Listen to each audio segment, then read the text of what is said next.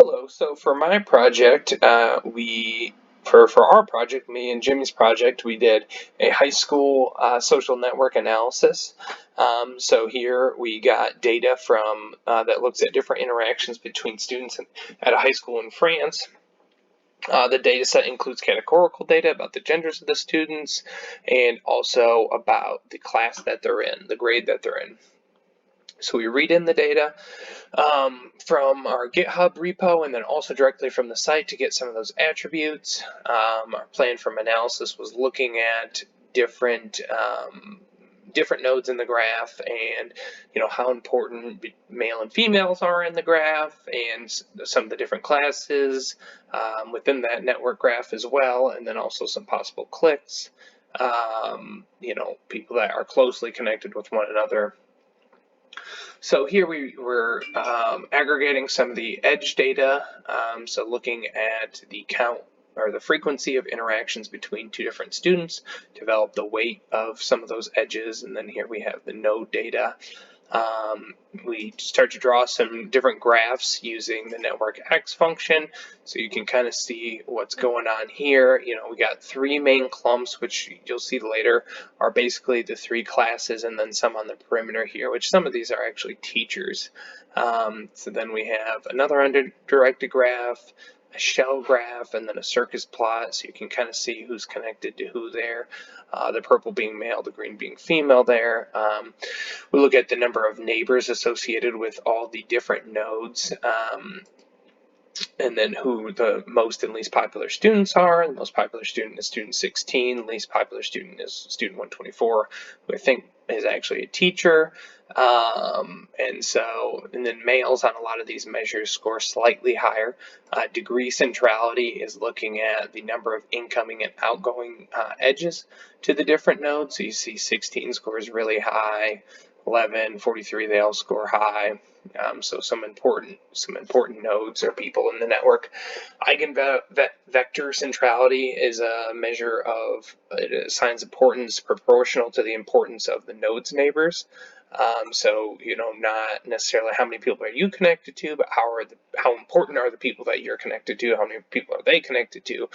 So it's kind of a meta metric or a metric about your neighbors and different things like that. And then betweenness centrality, so looking at who serves as a bridge between some of these different classes. So you kind of actually get quite a few different ones here. I think the top 5 are actually all different. So we got 9, 6, 13, 80, 43, which are 43. So 43 has a high eigenvector centrality and a high betweenness centrality. And again, males score a little bit higher. You see the node table summary. We identify some possible cliques of people within the network. And what are the size of these cliques? Anywhere from 3 to 15 people.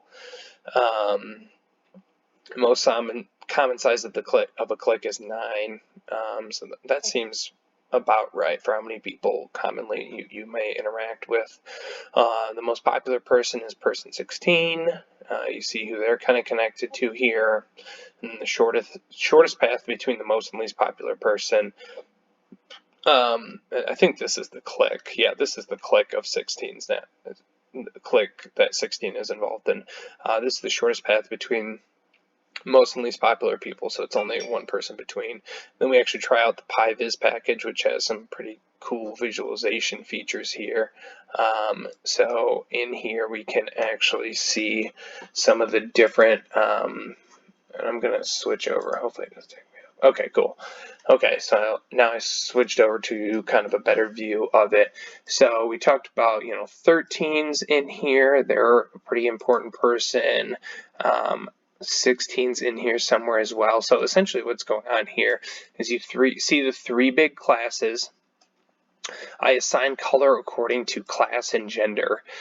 So this is a class, these purples and pinks, these green and blues are a class, and these red and yellows are a different grade or class.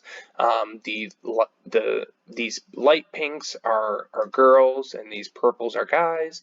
These greens are girls, and these blues are guys, and then these reds up here are girls, and the yellows are guys. So kind of class and gender, and then you'll see some of these on the edges here that are actually teachers. So you have teacher M, so it's a male teacher here, a female teacher over here, and you see all their neighbors. And so you can kind of see everything that's going on within the network, and then the size of the node. 11 was an important node as well. The size of the node is assigned based on the number of connections that it has. So we see here 43, which had a high eigenvector centrality and also a high bridgeness measure. So this guy's right in the middle of everything, which makes sense. You know, it's probably the most central, one of the most central ones on the graph, I would guess. And then the links or edges between the nodes are, the size of them are based on the frequency or the weight of those interactions. So, you know, you see 128 here. They both have a very strong connection with one each other, you know, different genders, either a relationship, who knows, you know, we see 68 and 106 here. Two females, very good friends here, both part of the same grade. You'll see, you know, a lot of connections within the same grade going on here, which makes sense. You know, a lot of connections within the same gender. You know, for example, this, you know, green one here, you know, has a lot of friends in their grade, but is also friends with a lot of girls, and they're a girl in the other grade as well, which I think makes sense. And there's a lot more connection between these two bottom groups as there is this top group. So, you know, maybe these two are the younger grades and this is the older grade, or vice versa. You know, there seems to be a lot more connection between these two classes.